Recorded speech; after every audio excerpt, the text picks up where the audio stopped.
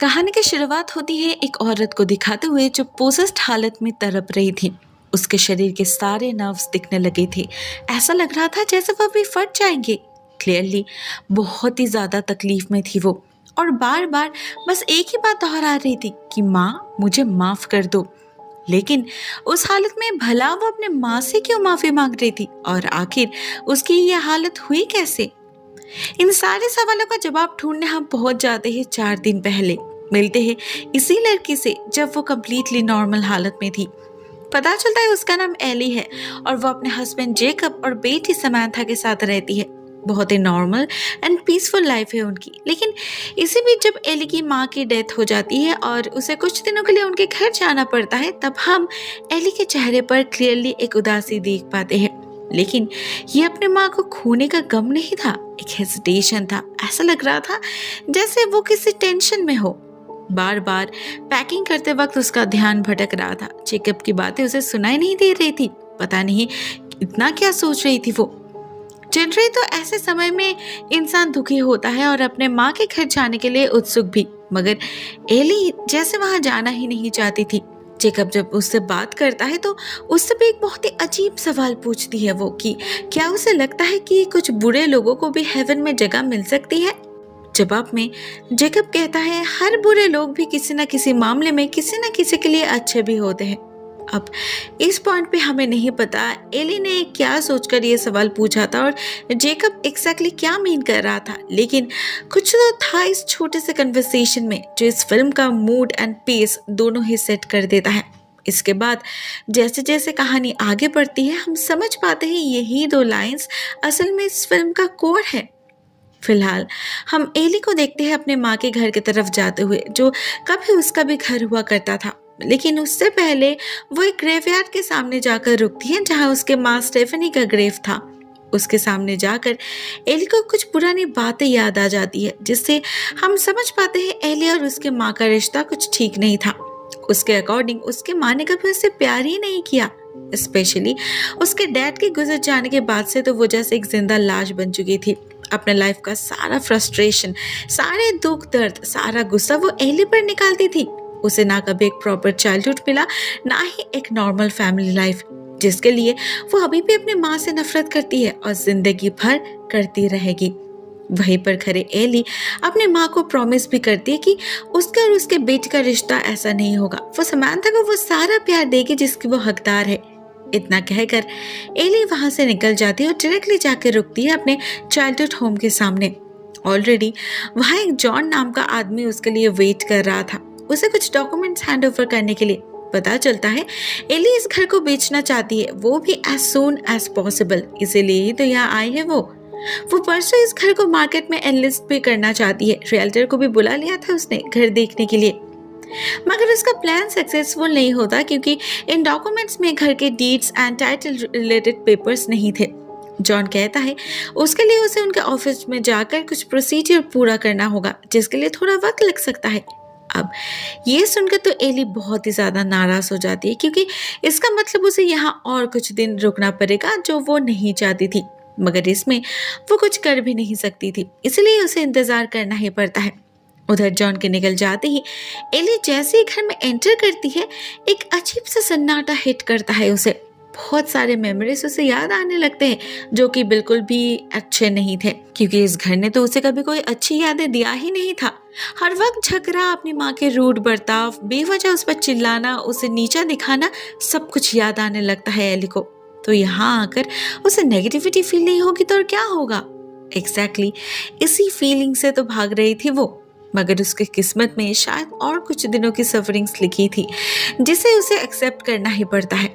ऊपर से वो और ज्यादा इरिटेटेड तब हो जाती है जब उसे रियलाइज होता है कि घर में तो इलेक्ट्रिसिटी ही नहीं है। वो उसी वक्त बाहर जाती है अपनी गाड़ी में बैठकर इलेक्ट्रिसिटी ऑफिस में कॉल करने के लिए। तभी उसे दिखाई देता है घर का दरवाजा अपने आप ही खुल रहा है, जबकि उसने लॉक करके ही निकली थी बाहर, उसे पक्का याद है। इधर इस बार जब वो चेक करने अंदर जाती है तो उसे घर के सारे लाइट्स ऑन मिलते हैं, सब कुछ प्रॉपर्ली काम कर रहा था। एली कुछ समझ तो नहीं पाती है, मगर न जाने क्यों उसे ऐसा लगने लगता है कि कोई पीछे से उसे देख रहा है चुपके से। लेकिन चेक करने पर उसे वहां कोई नहीं मिलता। कुछ देर बाद वो जेकब को कॉल करती है ये बताने के लिए कि वो सेफली पहुंच गई है यहाँ पर और उसे कुछ दिन यहाँ पर रुकना पड़ेगा। कब तक उसे खुद नहीं पता। तभी जेकब कहता है ऑलरेडी 5:30 बज चुके हैं, तो वो जॉन को फिर से एक बार कॉल क्यों नहीं कर लेती। अब इस बात पे एली को थोड़ा सा झटका लगता है क्योंकि उसे एहसास ही नहीं था कि इतना टाइम बीत चुका है। उसे रियलाइज ही नहीं हुआ। अब जो भी हो, वो जॉन को कॉल करती है और उसका फोन बंद आता है तो एली का तो मूड ही खराब हो जाता है। उधर उसके चारों तरफ कुछ अजीब सी हरकतें शुरू हो चुके थे। किचन के कैबिनेट्स अपने आप ही खुलने लगे थे और एली जब उन्हें बंद करने जाती है तो दूसरी तरफ घर के गैराज का डोर खुल जाता है। एली समझ नहीं पाती आखिर घर में एक साथ इतने सारे लॉक्स कैसे खराब हो गए। फाइनली जब वो गैराज की लाइट्स ऑन करती है तो देखती है ऊपर एटिक में जाने का लैडर खुला हुआ है, ऐसे कोई अभी अभी ऊपर गया हो। तो क्या इसका भी लॉक टूट गया है या फिर ये पहले से ही खुला हुआ था। एली ऊपर जाती है चेक करने, अपने फोन का टॉर्च ऑन करके चारों तरफ अच्छे से देखती है, कहीं कोई नहीं था। इनफैक्ट वहां कुछ भी नहीं था, सिर्फ एक वुडन बॉक्स को छोड़कर। बहुत ही ओल्ड एंड विकेट दिख रहा था वो बॉक्स, चारों तरफ कैंडल वैक्स से भरा और उसी से सील किया हुआ। अब ये इस घर के एटिक में था तो हो ना हो ये स्टेफनी का ही था, मगर एली ने कभी इसे देखा नहीं था, ना ही उसे इसके बारे में कुछ पता था। उसके माँ ने भी कभी कुछ बताया नहीं था उसे। तो एली काइंड ऑफ कंफ्यूज्ड हो जाती है और जेकब को कॉल करके सब कुछ बताती है। जेकब का पहला शक तो ये रहता है कि कहीं ये कोई खजाने का बॉक्स तो नहीं हो सकता है इसमें स्टेफनी का सेविंग्स हो, लेकिन ये सील्ड था। तो जेकब एली को सजेस्ट करता है कि क्यों ना वो अपने मामू को कॉल कर पूछ ले। उसके माँ के रिलेटिव्स में अभी सिर्फ वो ही जिंदा है। अब एली ऐसा करना तो नहीं चाहती थी क्योंकि उसके साथ उनका रिश्ता ठीक नहीं था, सालों से बातचीत नहीं हुई थी उनके बीच। तो ऐसे में अचानक कॉल करके ऐसा वियर्ड सवाल पूछना बहुत ही ऑकवर्ड लगता है एली को, मगर और कोई ऑप्शन भी नहीं था तो वो वही करती है और जवाब में उसे पता चलता है उन्हें कुछ नहीं पता। इधर वो जब कॉल पर बात कर ही रहे थे ठीक तभी वो बॉक्स अपने आप ही टेबल से नीचे गिर जाता है, ऐसे वो जिंदा हो। एली उसे उठाकर दूसरी जगह रखने जाती है तो लैंप के पास से गुजरते ही लाइट्स फ्लिकर करने लगती है, जो कि बहुत ही अजीब बात थी। मगर एली उस तरफ ज्यादा ध्यान नहीं दे पाती तब क्योंकि दरवाजे पर कोई दस्तक दे रहा था। दरवाजा खोलने पर पता चलता है ये तो टेरेसा है, स्टेफनी की नेक्स्ट डोर नेबर और उसकी बेस्ट फ्रेंड। एली की गाड़ी बाहर खड़ी है देखकर वो उससे मिलने आई थी। इसी पॉइंट पे उसी की बातों से हमें पता चलता है एली ने अपनी माँ का फ्यूनरल अटेंड नहीं किया था। तो उसे देखते ही टेरेसा का पहला सवाल यही था कि वो क्यों नहीं आई। स्टेफनी की इकलौती बेटी है वो, तो उसने एक इतना इम्पोर्टेंट ओकेजन कैसे मिस कर दिया। इसका जवाब कुछ खास दे नहीं पाती एली, बस इतना बताती है कि वो बिजी थी। फिर अगले ही पल उसे याद आता है टेरेसा को उस बॉक्स के बारे में कुछ पता हो सकता है। उसकी माँ और टेरेसा बहुत करीब थे, कई सालों का रिश्ता था उनका और टेरेसा उन्हें बहुत अच्छे से जानती भी थी। तो एली उस बॉक्स का डिस्क्रिप्शन देते हुए उनसे पूछते कि उन्हें इसके बारे में कुछ पता है या नहीं। एली को अपना सवाल पूरा भी नहीं करना पड़ता क्योंकि उससे पहले ही टेरेसा बताती है हाँ वो बॉक्स तो स्टेफनी के दिल के बहुत करीब था। एक टाइप ऑफ ईयरलूम है वो जो स्टेफनी के माँ ने उसे दिया था। उसके परिवार में कई जनरेशन से पास ऑन होता आ रहा है वो बॉक्स और हर जनरेशन ने कुछ ना कुछ छोड़ा है उस बॉक्स के अंदर। स्टेफनी और उसके माँ ने भी। अब उन्होंने क्या रखा था वो तो कभी स्टेफनी ने नहीं बताई, लेकिन वो जरूर कुछ बहुत स्पेशल और वैल्यूएबल होगा, तभी तो ये बॉक्स उनके लिए इतना खास था। लेकिन अगर ऐसी बात है तो उसके माँ ने उसे कभी कुछ क्यों नहीं बताई। वो उनकी इकलौती बेटी है तो उसे ही तो पास ऑन होना चाहिए था ये बक्सा, फिर क्यों नहीं दिया उन्होंने। बार बार यही सवाल घूम रहा था एली के दिमाग में। अब इसका जवाब शायद एली को भी पता था मगर वो एक्सेप्ट करना नहीं चाहती थी। तो फाइनली टेरेसा ही उसके मुंह पर कह देती है कि स्टेफनी ने उनसे कुछ पर्सनल बातें शेयर करी थी जिससे उन्हें पता है उनका और एली के बीच का रिश्ता बहुत खराब था। शायद इसीलिए वो एली पर ट्रस्ट नहीं कर पाई क्योंकि इस बॉक्स का एक नियम है। इस बॉक्स को सिर्फ तभी खोला जा सकता है जब इसमें कुछ रखना हो और तो और इससे कुछ बाहर निकाला भी नहीं जा सकता। यही उनके परिवार का नियम है जो कि एक बहुत बड़ी रिस्पॉन्सिबिलिटी भी है। शायद स्टेफनी को लगा होगा कि एली इस नियम का पालन नहीं कर पाएगी, मे बी उसमें इतना सेल्फ कंट्रोल नहीं है या फिर वो इतनी रिस्पॉन्सिबल नहीं है। शायद इसीलिए उसने कभी एली को इन्फॉर्म नहीं किया इसके बारे में, या फिर हो सकता है उन्हें बोलने का मौका ही नहीं मिला हो। उससे पहले ही उनका देहांत हो गया हो। अब ये लास्ट एक्सप्लेनेशन एली को पसंद आता है तो वो इसे ही मान लेती है, जबकि फर्स्ट कारण भी बिल्कुल सच था। अब कारण जो भी हो, अब जब ये बॉक्स उसके हाथ लग ही चुका था तो एली एक नए कश्मकश में पड़ जाती है कि इसे खोलना चाहिए या नहीं, क्योंकि अंदर कुछ हिल तो रहा था। तो हो सकता है सच में इसके अंदर कुछ बहुत कीमती हो। बहुत ज्यादा क्यूरियस फील कर रही थी एली। थोड़ा थोड़ा लालच भी जाग रहा था उसके मन में। अब भले ही उसे किसी रीति रिवाज में विश्वास नहीं था, लेकिन इतने सालों की एक परंपरा को तोड़ने में थोड़ी हिचकिचाहट तो होगी ही ना। तो वो फिर से एक बार जेकब को कॉल करके उससे टेरेसा की बताई गई सारी बातें शेयर करती है। साथ में ये भी कि उसने नोटिस किया है कि उस बॉक्स के करीब जाते ही सारे लाइट्स फ्लिकर करने लगती है, और तो और इस घर में जो डिजिटल क्लॉक है वो भी रिएक्ट करती है इस बॉक्स के प्रेजेंस में। उसके नंबर्स बहुत तेजी से बदलने लगते हैं। एली को तो समझ ही नहीं आ रहा था आखिर माजरा क्या है इस बॉक्स के साथ, क्या है इसमें।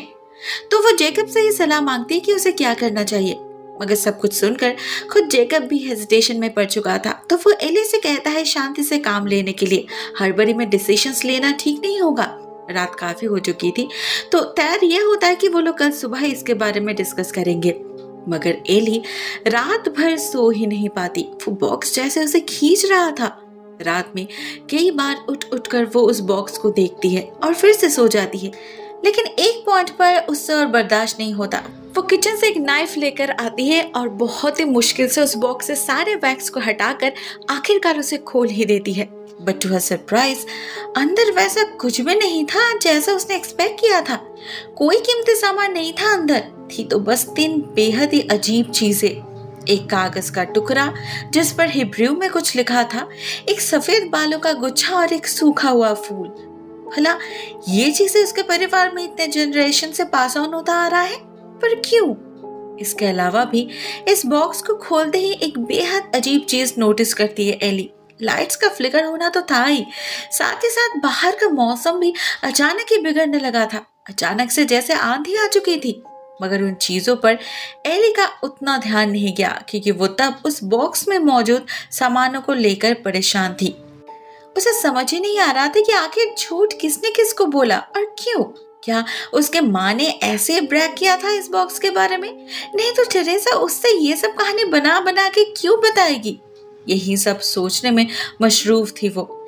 लेकिन इसके बाद जो होता है वो उसका ध्यान खींचने के लिए काफी था। उसे सुनाई देती है पीछे बाथरूम का दरवाजा अपने आप ही खुल रहा है, और जब वो वहां जाती है तो इधर से मेन डोर खोलने की आवाज आती है, ऐसे कोई अभी अभी घर से निकला हो।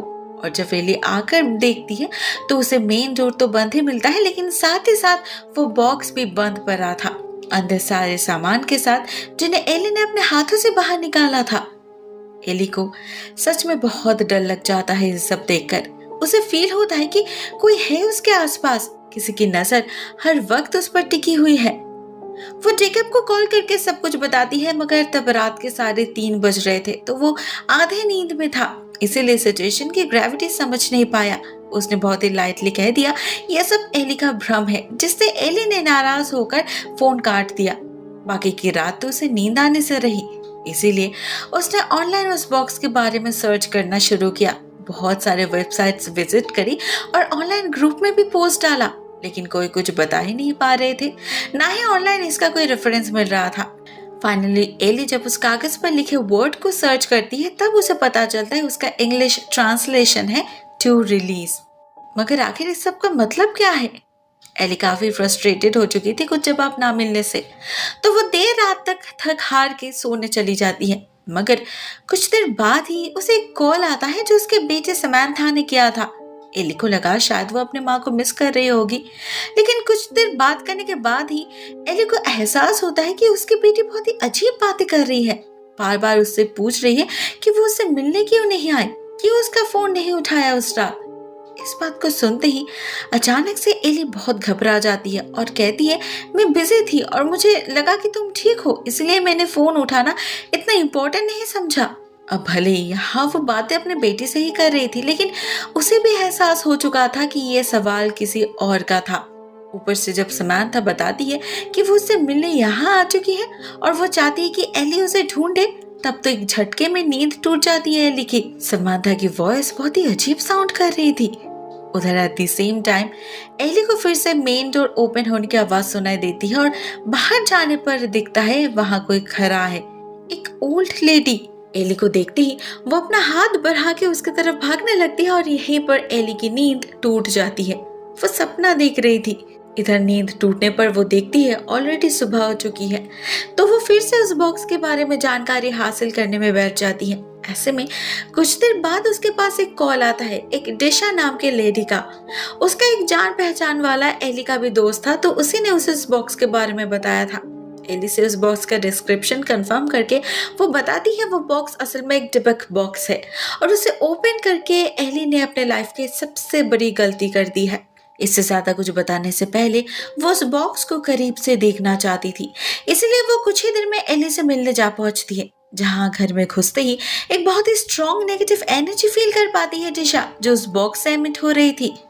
उसे फील करते ही ये सब कुछ साफ हो जाता है उसके लिए और वो एली को बताती है डिबक का मतलब होता है the spirit of the dead, एक बहुत ही मलेशियस स्पिरिट जिसे मरने के बाद मुक्ति ना मिली हो और जो जिंदा इंसानों को पोजेस करके उनसे फीड करती हो जब तक उनकी मौत ना हो जाए तब तक। ये बॉक्स एक बहुत ही प्राचीन बॉक्स है जिसे इन स्पिरिट्स को कैद करने के लिए यूज किया जाता था। इनके ऊपर कैंडल्स जला के उन्हें इस बॉक्स में कैद किया जाता था ताकि वो इसके अंदर ही रहे और बाहर किसी जिंदा इंसान को परेशान न करे। लेकिन एली ने इसे खोल दिया है, तो अब ये स्पिरिट आजाद हो चुकी है और उससे खुद को अटैच भी कर चुका है। एली अभी और उससे भाग नहीं सकती क्योंकि वो कहीं भी जाए ये स्पिरिट उसका पीछा करेगी। स्पेशली अपने बेटे से तो दूर ही रहना होगा क्योंकि दिशा बताती है ये स्पिरिट्स बच्चों पर बहुत इजीली हावी हो सकती है। एली अभी घर नहीं लौट सकती, लेकिन इससे छुटकारा पाने के लिए इसका सोर्स जानना बहुत जरूरी था। दिशा समझ नहीं पा रही थी आखिर एक इतनी खतरनाक चीज इस घर में कहां से आई। अब इसका जवाब तो एली के पास में नहीं था और दिशा इससे ज्यादा कुछ बता भी नहीं पाती। उससे पहले ही अचानक ही उसे फील होता है एली के पीछे छुपी वो स्पिरिट अग्रेसिव होने लगी है। वो नहीं चाहती दिशा और यहाँ रुके या एली को और कोई मदद करे। उसे देखकर दिशा इतना डर जाती है कि वो उसी वक्त वहां से भाग निकलती है, एली को कोई सोल्यूशन दिए बिना ही। और उसके निकलते ही एली के नाक से ब्लीडिंग शुरू हो जाती है। उसका एक दांत भी टूटकर हाथ में आ जाता है अचानक से, जैसे वो बहुत ही ज्यादा कमजोरी महसूस करने लगती है। ऊपर से घर में किसी की प्रेजेंस भी उसे सताने लगी थी। ऐसा लग रहा था जैसे उसे डरा के मजा आ रहा था किसी को। ऐसे में दरवाजे पर फिर से टेरेसा आकर दस्तक देती है और फिर से वही सवाल पूछती है एली से कि वो अपनी माँ के फ्यूनरल में क्यों नहीं आई थी। इस बार भी वही एक्सक्यूज देती है एली कि वो बिजी थी, लेकिन इस बार टेरेसा इस जवाब को एक्सेप्ट नहीं करती क्योंकि उसे असली जवाब पता था शुरू से ही। और तो और उसका उतरा हुआ चेहरा देखकर टेरेसा ये भी समझ चुकी थी कि एली ने वो बॉक्स ओपन कर दिया है। कैसे? दोस्तों, यहाँ पर रिवील होता है इस फिल्म का सबसे बड़ा ट्विस्ट। पता चलता है उस बॉक्स का असलियत तो टेरेसा को हमेशा से ही पता था। स्टेफनी ने मरने से पहले सब कुछ बता दिया था उसे पता था वो बॉक्स कर्स्ड है और स्टेफनी ने इंटेंशनली इस बॉक्स को मंगवाई थी अपने बेटी की लाइफ हेल्प करने के लिए। और उसी ने टेरेसा से कहा था एली को वो कहानी सुनाने के लिए ताकि वो लालच में पड़ जाए और उस बॉक्स को अपने हाथों से ओपन कर दे। उसे पता था इसके बाद क्या होगा, लेकिन यहाँ सवाल ये था कि क्यों? आखिर क्यों एक माँ जानबूझकर अपनी बेटी को एक कर्स्ड ऑब्जेक्ट गिफ्ट करेगी? इसका जवाब देती है टेरेसा, जिससे हमें पता चलता है जब एली को 1 महीने पहले खबर मिली थी कि उसके माँ का किडनी फेलियर हो चुका है, तो वो लगातार हर रोज उन्हें विजिट करने लगी थी, जो उसने पहले कभी नहीं किया था। स्टेफनी को पहले तो बहुत हैरानी हुई कि उनके बेटी को अचानक क्या हो गया, उस पर इतना ज्यादा प्यार उसे क्यों आ रहा है। फिर वो ये सोचकर खुश हो गई कि शायद उन्हें बीमार देखकर उसके मन में ममता जाग उठी होगी, मगर असलियत तो कुछ और ही थी, जो स्टेफनी को बहुत देर से रियलाइज हुआ। उसे समझ आया एली ने कभी उससे प्यार ही नहीं किया था, वो हमेशा से ही उससे नफरत करती थी और ये प्यार का दिखावा असल में एक ढोंग है जिसके जरिए उसने स्टेफनी का भरोसा जीता और उनके देखभाल के नाम पे उन्हें पोटेशियम टैबलेट्स खिलाती रही, लगातार 2 हफ्ते, दिन में 3 बार। उसे बहुत अच्छे से पता था इतना ज्यादा पोटेशियम स्टेफनी की किडनी फिल्टर नहीं कर पाएगी, जिसके चलते एट लास्ट वही होता है जो उसने प्लान किया था। स्टेफनी की मौत हो गई हाइपरकैलेमिया नाम की बीमारी से। इसमें डेथ बिल्कुल नेचुरल लगती है, रिपोर्ट्स में कुछ फ्लैग्ड भी नहीं होता, इसीलिए एली बच गई। बहुत ही शातिर तरीके से प्लानिंग के साथ अपने माँ का खून किया था उसने। टुवर्ड्स द एंड स्टेफनी उसके प्लान को समझ गई थी, लेकिन तब तक बहुत लेट हो चुकी थी। इसलिए जीते जी तो वो कुछ कर नहीं पाई, लेकिन उनके मरने के बाद उनके बेटी को सजा मिले इसका इंतजाम उसने करके रखी थी उस बॉक्स के जरिए, जिसमें टेरेसा ने भी उसकी बहुत मदद करी। उसका one of the oldest best friend थी टेरेसा। उसके लाइफ के सारे अप एंड डाउन के बारे में पता था उसे पता था बेचारी स्टेफनी ने लाइफ में कितना कुछ झेला है, कितने अकेली है वो। अपने हस्बैंड को खोने के बाद डिप्रेशन से डील करना, एक टीनेजर बेटी के नखरे उठाना बिल्कुल भी आसान नहीं होता, लेकिन वो एली के पॉइंट ऑफ व्यू भी समझ सकती थी। वो अपने माँ से खफा है, उनके बीच कुछ प्रॉब्लम्स चल रही है, इसलिए वो मिलने नहीं आती। It's completely understandable. हर परिवार का अपना डायनामिक्स होता है, इंटरनल कॉन्फ्लिक्ट्स रहते हैं, लेकिन इतनी नफरत कि उसने अपने माँ का खून ही कर दिया, वो भी स्लो पॉइजनिंग से, ये बिल्कुल भी एक्सेप्टेबल नहीं था। उनके पास कोई सबूत तो नहीं था उसके गुनाह साबित करने के लिए, इसीलिए यही एक रास्ता था। उसने जो पाप किया है उसके लिए यही परफेक्ट सजा थी। एली को उस बॉक्स तक पहुंचाना का काम तो स्टेफनी के आत्मा ने कर ही दिया था। उन दरवाजे का खुलना बंद होना, जिसे फॉलो करते हुए एली अल्टीमेटली एटिक तक पहुंच गई, वो शायद स्टेफनी का ही काम था। और उसके बाद बाकी का काम टेरेसा ने किया। उसने अपने दोस्त को प्रॉमिस जो किया था, और इसीलिए वो बार बार एली से ये सवाल पूछ रहे थे कि वो फ्यूनरल में क्यों नहीं आए, क्योंकि उसे पता था कहीं ना कहीं एली के मन में एक गिल्टी फीलिंग तो जरूर रही होगी, इसीलिए तो वो आ नहीं पाई। यहाँ पर हमें ये भी समझ आता है कि उसने जेकब से वो सवाल क्यों पूछा था कि क्या कुछ बुरे इंसानों को भी हेवन में जगह मिल सकती है।